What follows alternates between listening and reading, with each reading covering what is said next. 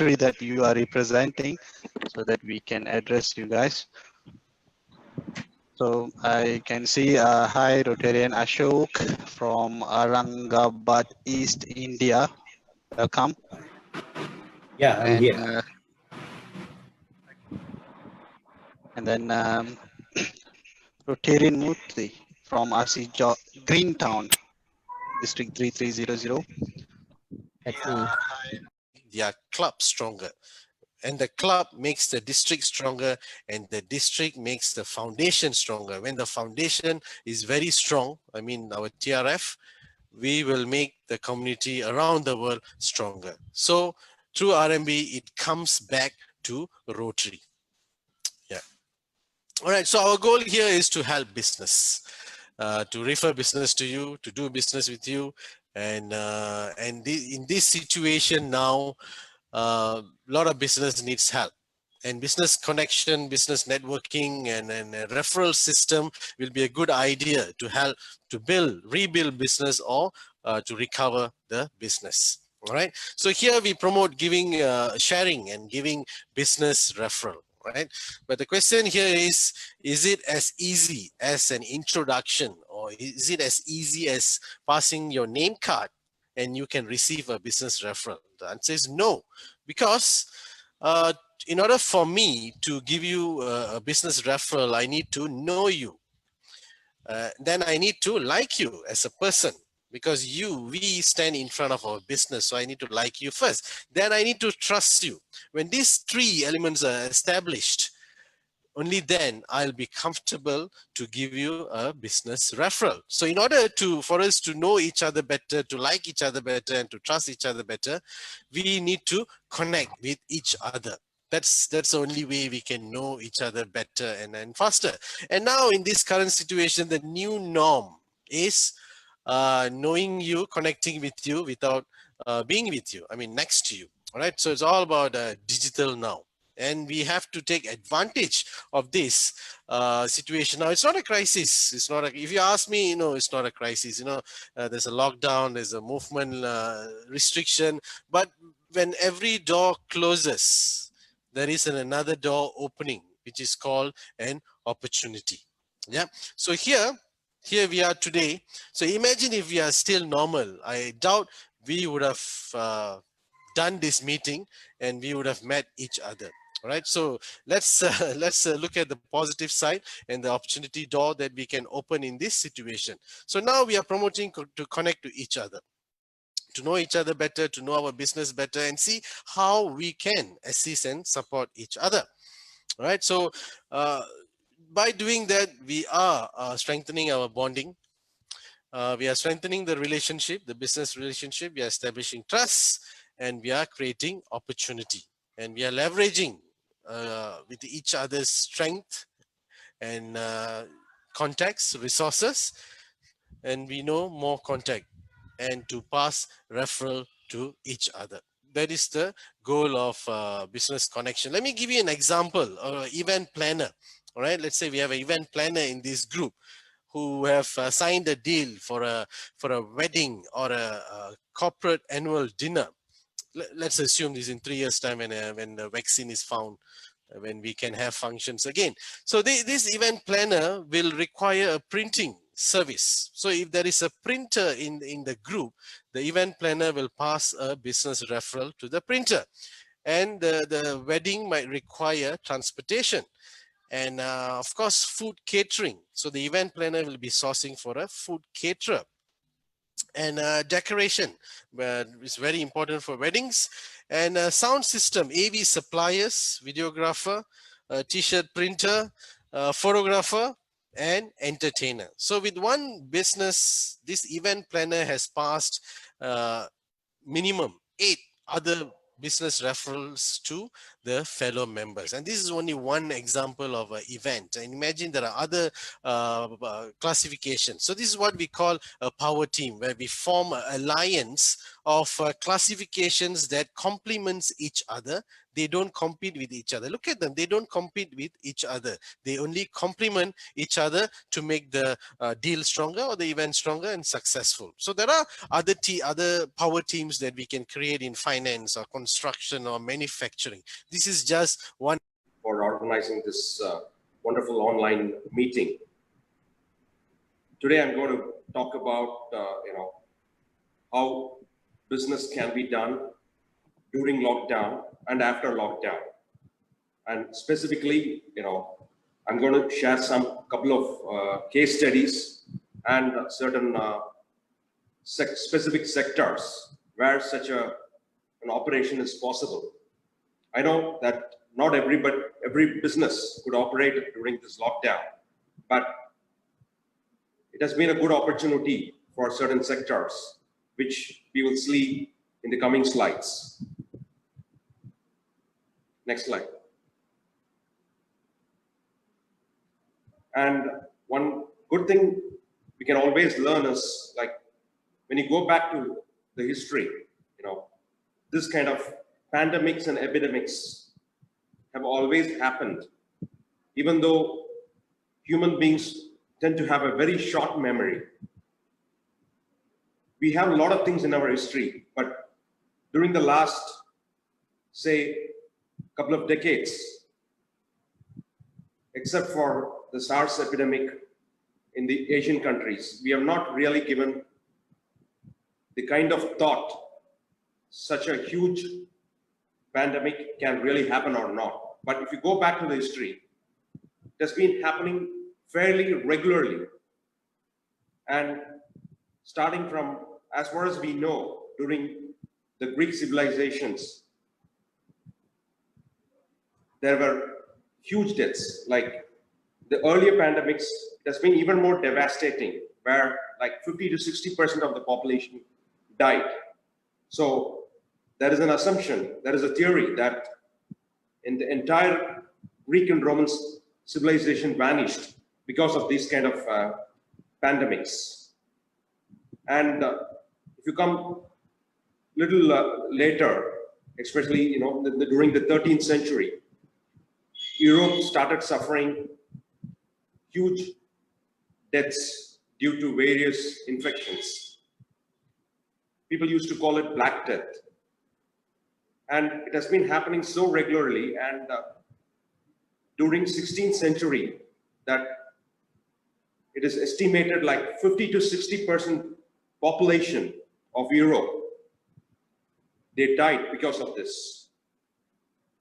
Luckily, after 16th century, we had industrial revolution. In fact, these kind of pandemics would have probably triggered those innovators to really build new technologies that probably caused industrial revolution. If you go really deep into the cultural happenings, that the fact that Europe had the worst period for 300 years, but after 16th century, a lot of inventions came from Europe, and probably because they suffered too much, and they thought the innovation would be the only way. So, as you know, right from 16th century till today, industrial revolution is what has been driving the entire world for centuries. And till recently, it's well known, during 1919 and 1920, Spanish flu shook major part of the world, and it was really devastating. And we have on record that we have seen all kinds of businesses going down, starting from 1920 to 1933. So people learned, in fact, the fact that we have an entire industry like water treatment could have been due to this cholera deaths that was happening from 18th to 19th century. One good news that, the world has always recovered, even though we suffered a lot of damage. The civilization got more and more stronger after these pandemics. So today we are during 2020, we are facing this COVID-19 crisis. Hopefully, based on the historical lessons, we will prevail and then we will strengthen ourselves and we will be able to build businesses much better than we used to. Next.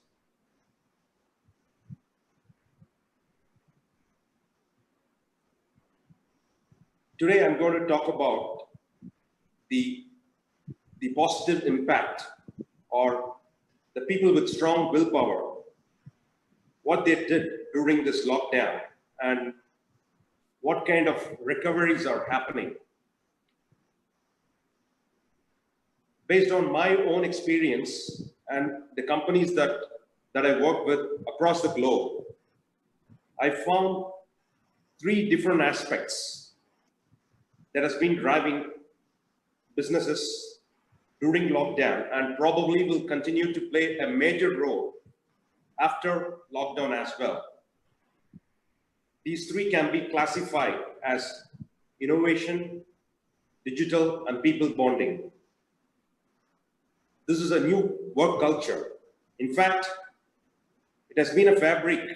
All these 3 aspects that I say, you may say that it has been prevalent for a long time, but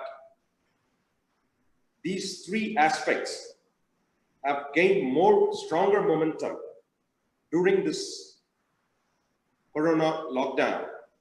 And also, it is creating a new work culture. And this work culture is going to probably will provide after the lockdown as well. And again, I would like to clarify, when I say innovation here, and I point out digital as 2 different aspects, even though people tend to use the word innovation for digital breakthroughs as well.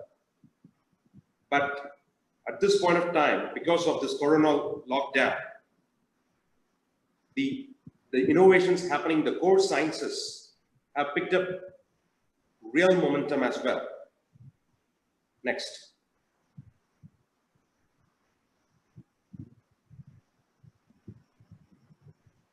In terms of innovation, I'd like to point out a few categories that is actually, driving the change in our culture. It's going to create a new culture by itself. All these years, healthcare meant going to doctors, taking tests and all that.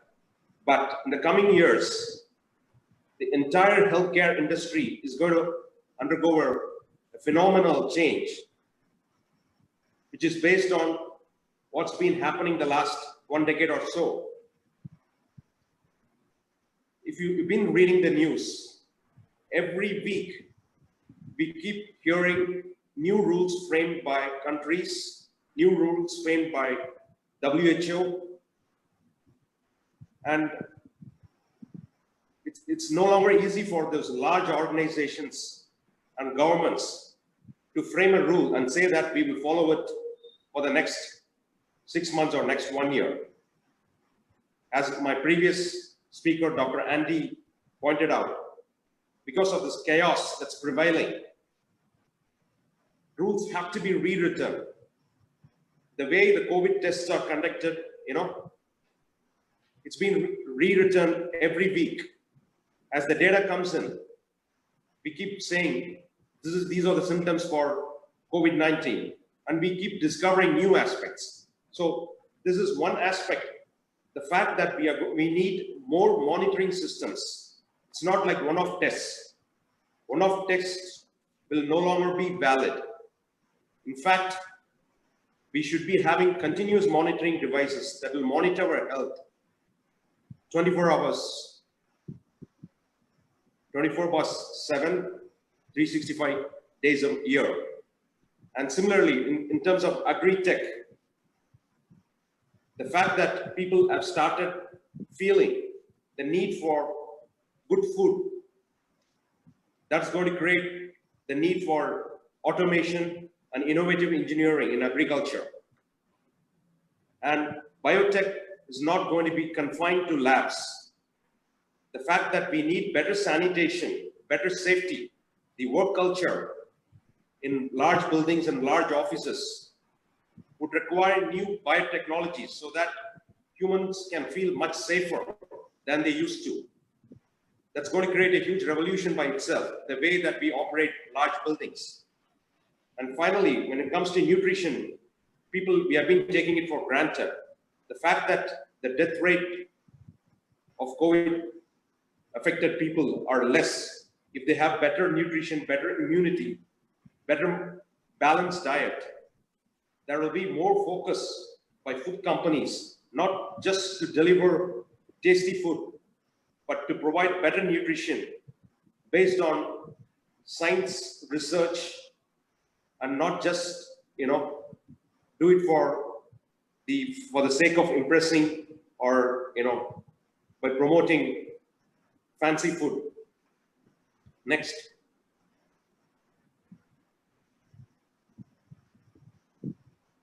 When it comes to digital transformation, even though the world has been going digital for a long time, these sectors like trading, you might have seen all these things like Alibaba, but it's going to get decentralized.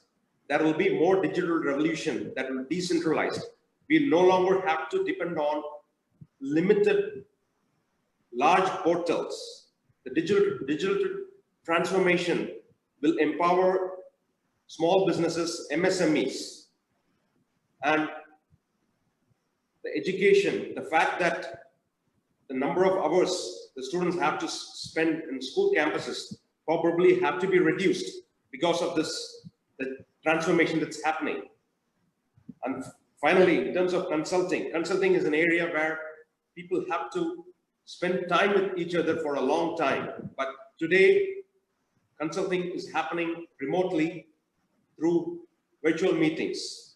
So this transformation will get carried on for the years to come. Next slide. And the way the people bond together, earlier, people took a longer time to bond with each other. You need to have long meetings in coffee shops. But today, because of this COVID crisis, we could no longer afford that.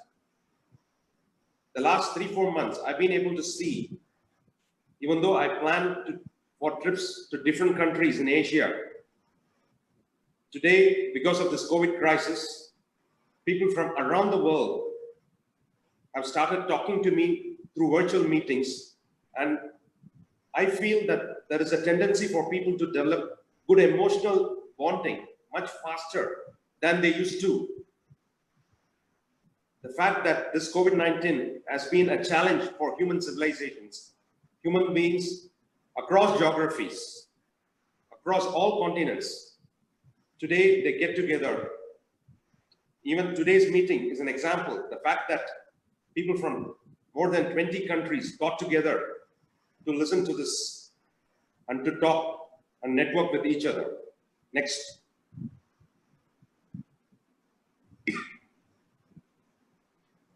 In terms of the kind of businesses that are getting nurtured, I can give you certain specific cases. We can just go through this. For that matter, as I said, education there will be more focus on distance learning. And obviously, we would need more innovations beyond the existing digital tools. And the fact the malls cannot remain crowded, there will be a need for membership platforms where you have to build a bonding with customers through a combination of online and offline strategies. So what can be done by large malls and workplaces have to be done through a clever combination of offline and online process. And agriculture has to become self-sustaining. It has to become decentralized. The sense that we were going to have small farms, small gardens inside cities, that can serve communities. And the influence of e-commerce will go deep into this MSME industries as well. And we are going to see movie industries and actors and artists switching to digital platforms. The fact that we are not going to have crowded movie theaters. And the fact the kitchens, it's no longer required to run fancy restaurants. There will be dark kitchens that can deliver food. So that would require not just the existing food delivery platforms. There will be probably more decentralized food delivery platforms instead of looking at things like large Uber Eats and Grab.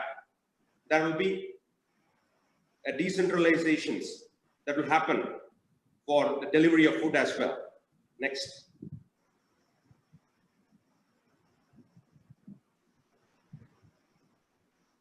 I can give a specific case studies based on some of the experience with the clients in the last 2-3 months.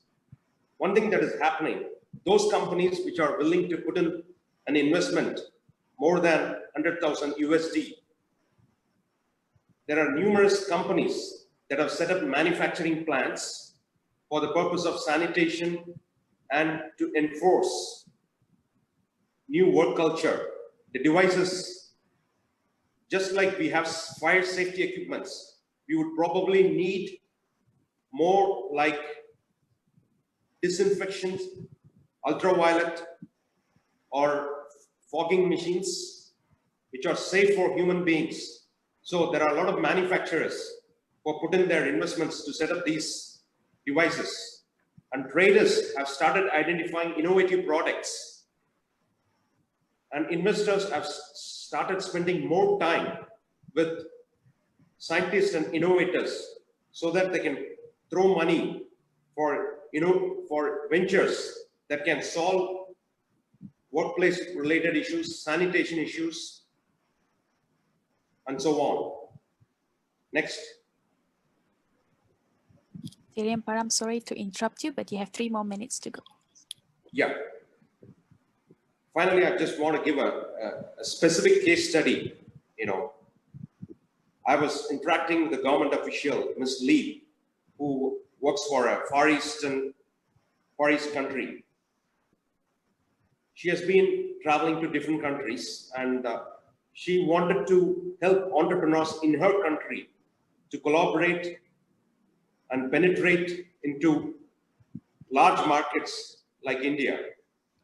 Even though we knew each other for 3-4 years, the last 3-4 months, we have started communicating almost on a daily basis. We communicated a couple of hours every day so that we could build business relationship between 2 countries, the quickest span of time. As mentioned in my previous slide, we have been able to build an ecosystem of manufacturers, traders, and innovators to build new products, to solve a new normal life. So I feel these kind of opportunities that come to me, to people around me, it's probably a blessing in disguise.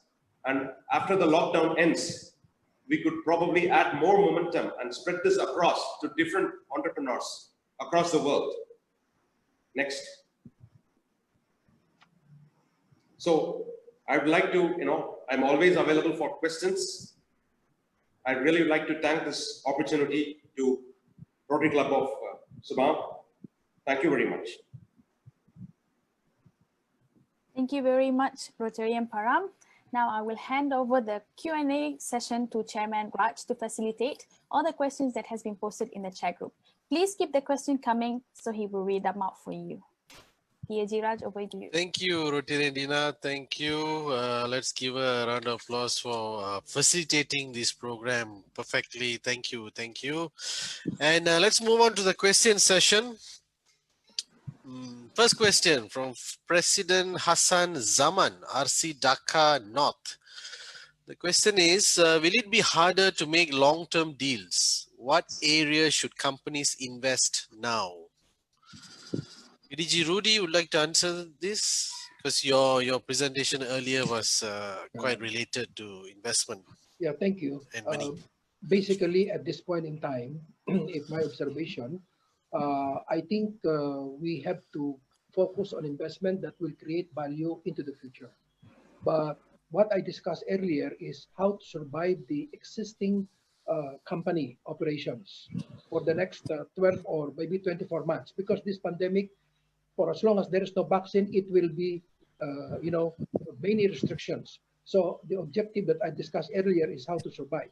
However, the entrepreneur has also to think what are the opportunities in the future. I am very happy with the last speaker because he pointed out some of the future growth of the business. Then he has to look into this, whether this will create more value. For example, even in Indonesia, many traditional businesses, medium and small business, are now embracing the digital market in order to survive, because they don't have opportunity to see what are the opportunities overseas and also in the local market. You see, so Indonesia being 270 million people with 17,000 islands has to go through the digital market. And I appreciated the presentation of the last speaker because he pointed out that these are the growing business. This is my response to that. Thank you. Thank you. If you, VDG Rudy, if you can answer this next question too, it's quite related. Balaji Jairaj from RMB E-Road, India, he asked, is it the right time to invest or to pump more funds into the business? Well, basically, I am referring to the current business because remember, you have a loyal customers. Now, you have to assess how far these loyal customers will be patronizing your product. And at the same time, given all these significant changes that are happening in the market, whether there is a sustainable growth that will be happening. So I request that the management team must deliberately well whether the business will be sustainable, because this is now one of the efforts in the governance system. The business must be sustainable. Now, if it is not sustainable, then perhaps he has to redirect his investment into other future growing activities. This is my suggestion. Right. Thank you. Thank you. Lieutenant Param, I have a question for you. As you spoke about digital, this is a question posted very constantly in a few other talks. So can all business go digital? Lieutenant Paramesh? Yeah. Yes. Probably it is like this. Instead of saying that whether all business can go digital or not, probably most businesses have to have some digital component. Some part of the business you can have some digital part. You have to identify that in a very cautious way. There are certain parts of the business that may not have to go digital at all, and it depends on the time, the sense, the world that we live, the culture that provides. Sometimes people burn their fingers by going digital too early. So even though I lived my life, I earned my life through digital means, today I tell people sometimes it's always wise. It's like if you want to lead a very healthy life, you should not eat certain foods. You should really minimize the intake of certain foods, and it depends on your body weight and your age and so on. So if you have allergy to certain food, avoid that food. In this particular sense, taking this analogy, always take a precaution. What part of your business would have to go digital, and take that decision very carefully. Do a simple survey and market research. Spend some time, do a pilot trial. If you have an idea that whether we can take this part digital or not, spend some money and validate it. And if you feel that it is backfiring, don't go digital for that part of the business. So everything you have to put in through a pilot phase, put some small amount of money and check whether this part of the business can go digital or not. If it is going to backfire, drop it. Don't go digital for it. Exactly. All right, all right. I'm going to ask a similar related question to Dr. Andy. If a business decides to go digital, right? How the client will accept or adapt it? For example, training, right? Training is usually in person in a meeting room where you see face to face, you're trying to bond. And now with the situation, you have to take the training online. How customers will accept or adapt to the new change? Yeah. Dr. Andy, I'd like to ask you, because as a business Okay. coach, how can we convince or make it attractive for the client to accept the new change? Okay. The point is you must be know the inside your customer. If your customer like for baby boomer generation, that is not reliable to online. But if your customer is Z generation, it's what's I think it's what will be working. The point is you must be find the inside your customer first before you move into online, and then you can change your business model from even organizer or offline. You can create offline, online, even organize like tonight. I think you have very good organizer to the event. But it's a very excellent. You create online event, virtual meeting online like this. It is a new opportunity, I think so. You can serving a virtual meeting like this. I think you It's get just the an point. opportunity out of the crisis. Yeah. Can I add something to Yeah. that? To Yes, add yes, something? PDG Rudy. This is the situation. I think in earlier presentation, there is a model, know, like, and trust. The end objective is trust. How do you gain the trust as a business coach? Trust, there are three components. Be authentic, logically and rational in presenting your ideas. And the third one is empathy, trying to understand the clients. I think one good example is this Rotary session that you're doing now. I came to know these people, and I have to prove that I have this capability and skills to deliver the value to that relationship. So being a coach, a mentor, I think we have to start engaging the people so that we build up the trust along the way. That is my point. Thank you, thank you. As PDG Rudy on the screen now, there's a question directed to you, specific Yep. to you from Karishma. Yep. The question is, could you advise how consultants grab opportunities in this new normal era where the business seems like moving slow? Okay. Basically, there are three things for a successful advisor or consultant. Three things. Number one, continue to build up your competence. That's number one, C. Number three, which is the most important, is connection. You have to, this Rotary is part of your networking. There are other associations that you should be active. And the third one, which is very important, is communication. So competence, connection, and communication. These are the three important comments. If I'm not mistaken, this is what John C. Maxwell has encouraged us to build up as an advisor into the company. So we have to continue to grow because market's changing, industry is changing. This COVID-19 is a typical example, disrupted the entire normal condition. So we have to adjust and to be able to embrace how we can reach many of these clients. Again, those are the three skills that you have to build up. Thank you. Right, thank you, thank you. There's another question here. How to communicate proactively with our existing customers at this point in time to understand their pain areas to customize our services? This is from Raj Kumar, RC Chennai Hallmark. So any of the three speakers, you want to answer this? How Well, to I can- communicate proactively with the customers here? Well, since earlier he started engaging the customers. So basically, there is already that relationship that builds between the customers and the company.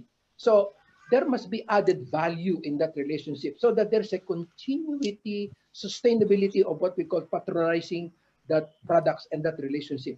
Of course, you have also to proactively explain to the clients the new innovations, the new characteristics of the products, and also the advent of this technology that will be hastening the process of dealing with his products. Because, you know, at the end of the day, it is the speed that is important. And all of this must be explained to your customers. You have to build up the trust, continue to engage with all this innovation. I'm very happy that our friend Paramashur from India has explained all these future growing opportunities, innovations that has to be, but you have to be on top of it because the client trusts you. He listens to you. Then it's up to you to really articulate well all of these innovations. That's my point. Yeah. Thank you, PDG. I'd like to read a comment here. It's not a question, it's a comment from Balaji Jairaj. It's very interesting. He said, future is digital. Every business has to go online and change accordingly. You will find dried cow dung posted online and also a small idli shop. Idli means it's a pancake, you know, rice flour pancake. The small idli shop has gone digital in making good money. Every business should go digital to attract people. Always think different and think out of the box. I agree with that. The reason why Google, Facebook, and Apple, you know, is one of the most valuable companies in the world because they have done something new and they have come up with something that the future generation wanted. Right, so that's the reason Kodak and Nokia has to be phased out. So digital is the future, exactly. Yeah. And Shirley, you have any questions, Shirley? Yes, we actually have one from PP Ronnie Mustamu from RC Surabaja. It looks like PGG Rudy, you're a very popular person because most of the questions are targeted at you. And maybe you could also add on, because in some ways, Rotarian Param has sort of given some insights to this question, but maybe you could add on. His question is for family business owners. Please advise how to re-establish relationships with suppliers and customers that mostly would have been changed by now due to this lockdown. Well, basically, it is again to the keyword I mentioned earlier, connection. How do you enrich the value of your connection with your supplier and with your customers? So there should be an active interaction, communication. And basically, if I were the company, I should be also acting as a mentor to my clients so that there's a value added to the products or services that I am delivering in. I have to also discuss what will be happening into the future. I have to create a scenario so that both of us are sustainable. We will both growing into the business. So I know it is very difficult to handle with the founder of the business because the mental model is very difficult. But I think we have to ensure that these are the risks and the threats that are undermining the future value of your business. If, for example, he has $300 million, so if you don't embrace all this technology development, then suddenly you will be behind by the competitors because the speed is very important in serving the client. So again, it is depend on your communication skill and your ability to communicate to the customer because after all, he trusted you. Thank you very much, PDG Rudy. And now we have another question from Vikram Pillai. He said, this is the question to the speakers. Besides helping existing businesses survive the current pandemic, what are your government's plans or initiatives to boost the economy after the pandemic? Maybe I think Vikram wants to have a better understanding of, maybe what's it like in India or what is it like in Indonesia, hopefully our government may learn from you all.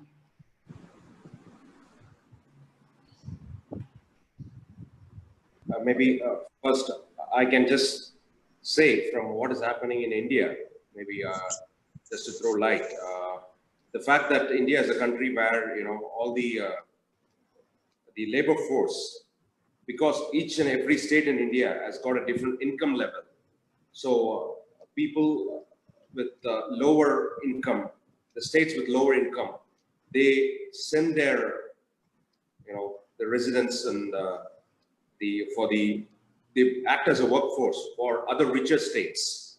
So within India, we have immigration kind of a thing. And the fact that jobs have been lost in every part of the country. So these immigrants are under trouble. They don't they don't have food in some cases. And luckily, most state governments, they are able to arrange food. And apart from the governments, the Rotary clubs, even in my club, we spent 400,000, we raised fund for 400,000 rupees to provide food for 200 people every day. So these are all the initiatives that's been happening. The stimulus package is being framed, and hopefully for all the MSMEs, the government has promised a good percentage of our GDP to be passed on to our the business owners in India. But we have to wait and see to whether that will be sufficient or not. So as the crisis is really building up, it's not the health crisis, it's a business crisis. So we need to see, we need to wait and watch whether the help that we get from the government will be sufficient or not.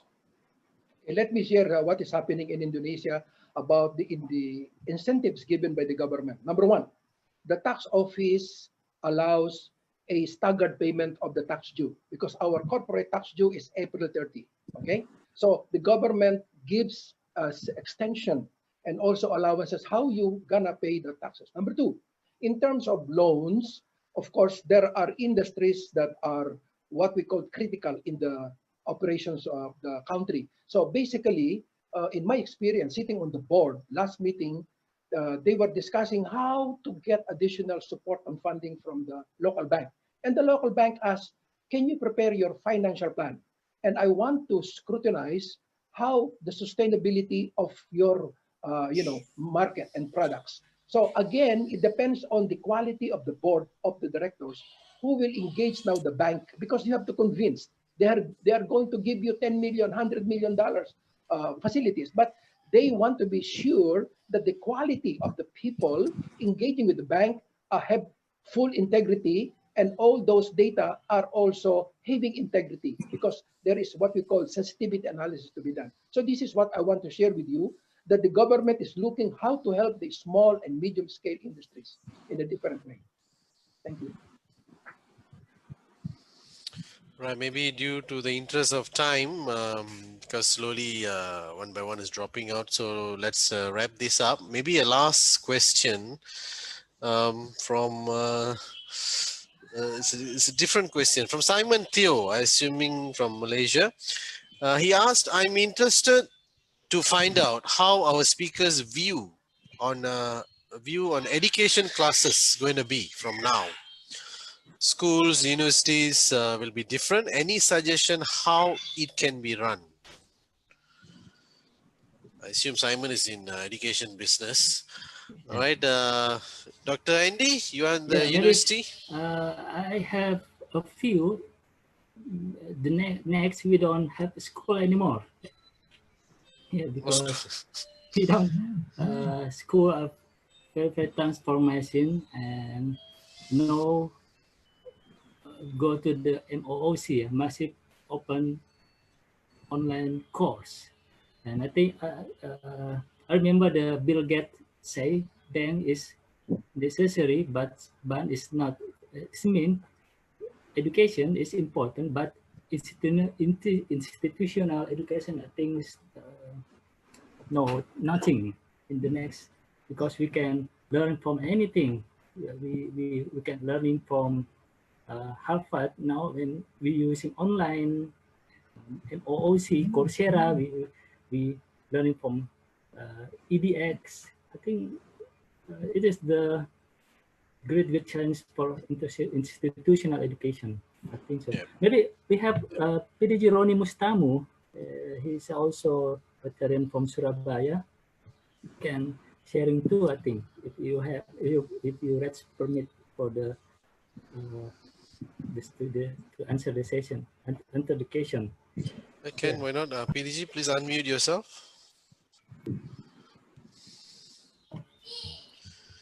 PDG Ronnie, right? Rudy. Past No, no. President Ronnie. He mentioned the name PDG Ronnie. Past President Ronnie. Past President Ronnie. Sorry. He's a professor in Petra University in Surabaya. I see. That is a PDG. But maybe Hello. he's already out. Yeah. You know, I did not see any feedback. No, I'm still okay. here. Okay, Professor, give your views because you are in the education industry. Yeah, thank you. Basically, right now, we've been doing what we call as a study from home. So all classes are directed, are conducted through Zoom or Google Meeting.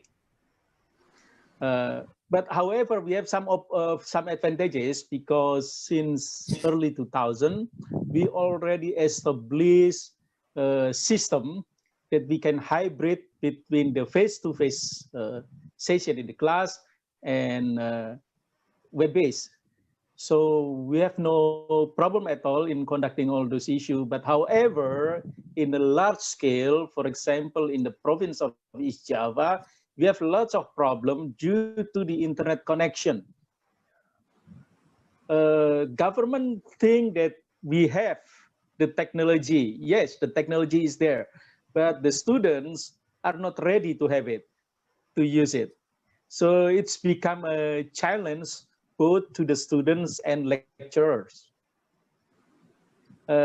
Second, about the grading system, the exams, we don't have problems because we already implementing it since early of 2000. So basically, doing the study from home is okay, but the difficult thing is how to maintain the discipline, how to maintain focus during this quarantine time, because some people sees it as holiday instead of effective working days. Right. So that's my observation and experience. All right. Thank you. Thank you, Simon. Yeah, I'm very sorry. I just like to add on a little bit. Thanks for your responses. Actually, what I was looking at is into the younger age education. Basically, I'm a corporate consultant and also corporate trainer. But what we are more concerned is looking at the nursery level where the younger children are.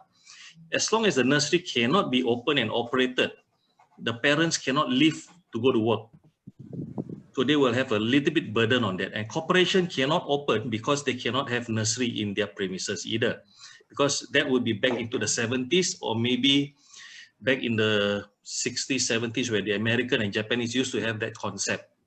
Unless we are willing to look back into that system again, into the economy, whole global issue, to make the economics of working condition, education, and the family well-being, and everything will come into a whole total play again. But currently it's not happening. What I see is all of us are looking into how the change is going to be. But how are we going to evolve when our children can't even go to school? I'm not saying that I have, but I know a lot of families have little children who needs to go to nursery. And that is one part where the COVID situation doesn't assist us now. So I have yet to see any development in China or any parts of the world, but on our side, I think globally is affecting every family members. That was actually how I was looking at in education part of it. Thank you. Yeah, that's very true actually, because for example, my own son, at the beginning, the first 2 weeks, he just received all the assignments from the schools, but later on, the school decided to run Zoom sessions like this because students are eager to say hi to each other. True. And for me as a parent, networking, it's part of the having friends, networking is part of the education as well. So it's not merely about math or other thing, but also how to mingle, or how to talk, how to communicate with people, with others. That's my observation. Thank you. Right, I agree with you, Simon. Kids need to go back to school. We're sick of them to at make home. it short, they need to go back to school so that we can work too. Nothing else. They Nothing don't else. need I agree with masks. Simon. The school. No, school being closed is affecting a lot of businesses, even employed, self-employed and businessmen. Everyone is affected mentally and physically too. All right, can I move on to the one last question? I read about this. I'd like to ask PDG, Rudy, and a few the others too. According to FEMA research, approximately 40% of small business are unable to reopen after a disaster. You know, this is not only COVID. This is based on the surveys on the past disasters and the crises. The reason is duly main to poor business continuity plan. Right. So, and then there was another article which said that businesses with cash in hand, reserves, with a lot of reserves, will survive this crisis, and they'll be able to continue, reopen, and they'll be normal, retaining the staff, customers, everything. So, which is more important, the priority, business continuity plan or reserve cash? Or can we do both? PDG Rudy, what's your view on that survey? Okay. First of all, the most important in any entity or commercial business, you must be able to maintain your minimum cash requirement to survive. I don't know what capacity that you have, and you have also to assess in your market at to what level you can serve. Because every industry will be facing problems. Every industry ups and downs. But the most important for you to survive, we call it going on concern concept, is you must be able to maintain a cash requirements. But you must be also smart to look for other institutions that can help you. Again, you have to prepare your homework. You have to prepare all the management tools in place, because all the professionals that you will be asking money will be looking for forecast, for financial report, also the quality of the management team that you have. All of this must be important. But the other question is, while you have initial, what we call capital or business, you have to rethink whether the future will be 3 years, 4 years, or as time goes by, the margin of profit is becoming slimmer and slimmer. So you have to assess the value so that you can reposition whatever funds that you have in other industries that might be related to it. You see? So these are basically that what we have to look at for medium size and small size business. Because one thing I consider a strong point, entrepreneurial skill, he has it. Number two, he has a good connection in the community. He can read what are the opportunities. He has some strengths. Now, his assets must be focused into what we call growing activity. So I guess this is my advice as an advisor, because it depends on each market, how you see the opportunities that you are going to continue. Yeah, thank you. Param, Protean Param? Yes, I think very important. The business continuity plan is very important. Even though the cash is king, the fact that people with more cash have the capability to build networks and find some way is one thing. But having cash alone is not sufficient. But cash actually helps. But ultimately, the business continuity plan and the strategic alignment, the capability to pivot their business model after a crisis is very important. Unfortunately, in India, just to give an example, the small businesses have been suffering the most. I mean, as you said, not just the COVID crisis, even we had things like floods or other smaller incidents once in a while. We have in India, small businesses, MSMEs across different cities have been suffering. The main reason is most of the business owners, small business owners, especially in India, they are preoccupied with the rut. Now they see the routine. They forget the principles. They just run around. And because they keep running around and earn something, you know, hand to mouth, and when some crisis strikes, they have no clue. So they don't have a plan. Whereas the larger businesses, they have, you know, seasoned consultants, and they have business coach to support them. And because of that, they are able to, you know, bounce back. So this is when you want to probe the reason in depth. So statistically speaking, because of this reason, you know, companies with more cash are able to come back.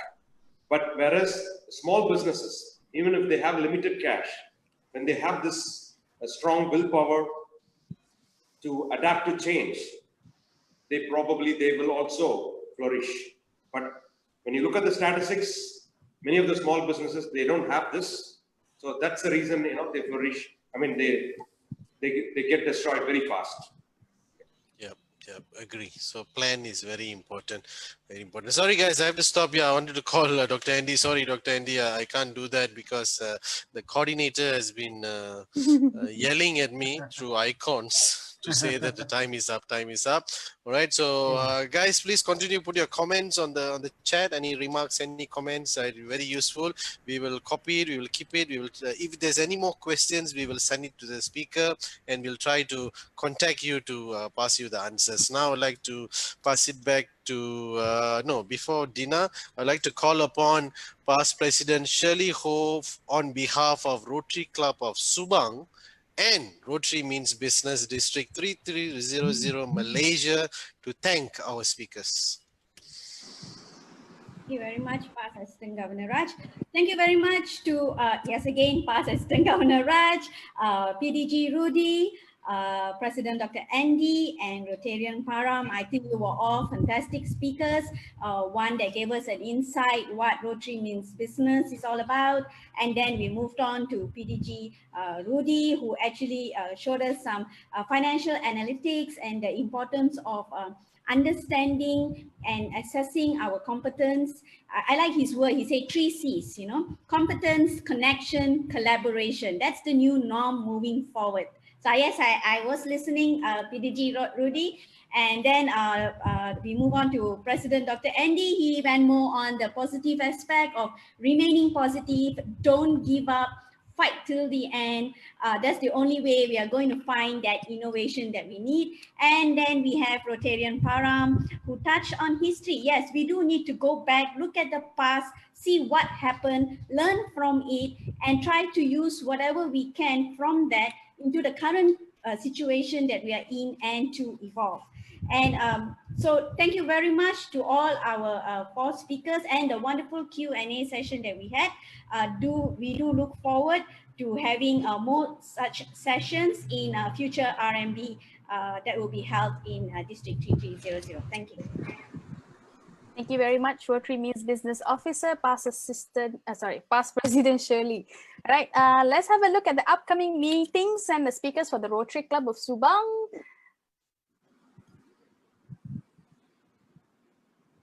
There we go. We have upcoming speakers that would be happening next week on the 20th of May. Maybe you can move on to the next slide. Yeah. We will be having a featured speaker on the Zoom as well. It's connecting through international service. We will be having 5 countries joining us, which is Malaysia, of course, Australia, India, Philippines, and Indonesia, right? They are all sister clubs coming together, and we're gonna have a look at what PDG Dr. Rajinder has to say about connecting through international service. And the following week, and those who are here can join the meeting too on 20th of May. You're invited to, because it's an international meeting. This is an indirect invitation to both and all the meetings, yeah? And then the following week, on the 27th of May, all the way from Bahamas, we have our speaker, Darren Turnquest, with his title, Changing the Mindset, Locked In But Not Locked Up. All right, so we will be having moderators to moderate the whole session. Darren will be with us. He's all the way from Bahamas. So it's at 9 p.m. because, to be fair to the Bahamas, it will be 9 a.m. at their sites. Again, this is an open invitation to everyone that is here. Please do join us and just register yourselves at our Facebook and we'll send you the link. Okay, I would like to invite now Rotarian Shiva Nanand to share with us about, about the RMB that will be taking place on the 23rd of May. Yeah. Yes. Okay, 1 second. Yes, a very, very good evening to all of you. Thank you so much for this wonderful program. PDG Raj has made my job very easy because he's explained the RMB, the concept of RMB so well. I don't need to really push people to register. We are having a RMB Enclave on 23rd May 2020. What is the RMB Enclave? It's an online business enclave organized by RMB Bangalore that wants to get 400 RMBians and Rotarians from India, international districts to come together across industry verticals to share business leads during this very important, a very difficult stage of business. What happened to my screen? Okay, so yes, sorry. We have one place where 400 businesses are going to be presented. You can pitch to the targeted businesses through channelized breakout sessions, meet maximum number of businesses. You will have training programs on how to leverage your online tools. And you get to share your ideas with so many interesting people across the world. You're going to get an e-directory consisting of all the members who register. You can fix up eye-to-eye meetings with everyone, 45-second slots for you to present your business in 2 breakout sessions.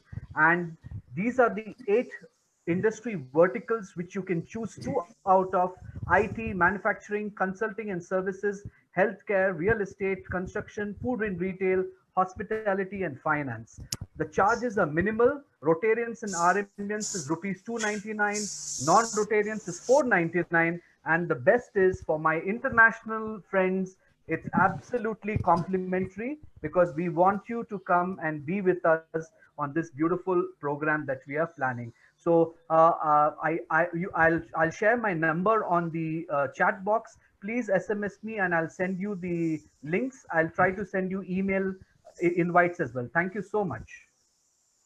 Thank you very much, Rotarian Shivanand. I got it right. Okay, thank you very much. Now I would like to... Sorry, Dina, hang on. Yes. Dina. Sorry. Shivanand? Yes. Yeah, yes. maybe in 10 years' time, not yet, yeah, PDG. Yeah. Raj. Sorry, yeah. No, bro. Not too far away. Not too far. 10 years. 10 years. 10 years. Awesome. Yeah. All right. Thank you very much. Now I would like to pass back the floor to our club president, President Brahma, for the closing. President Brahma. Thank you, Rotarian Dina. Thank you all to all the 4 speakers for the insightful sharing session, and that I believe everyone has gained today. I would like to thank everyone for joining us and hope you all have gained something from today's RMB bar session. Finally, if there's no other announcements, I would like to close the meeting for today and we will continue with fellowship and networking. So don't go away. Thank you, everyone. Thank you everyone for being with us. Thank you for all the countries that has joined us. Please stay back for fellowship. We will unmute you now and you can talk. Thank you.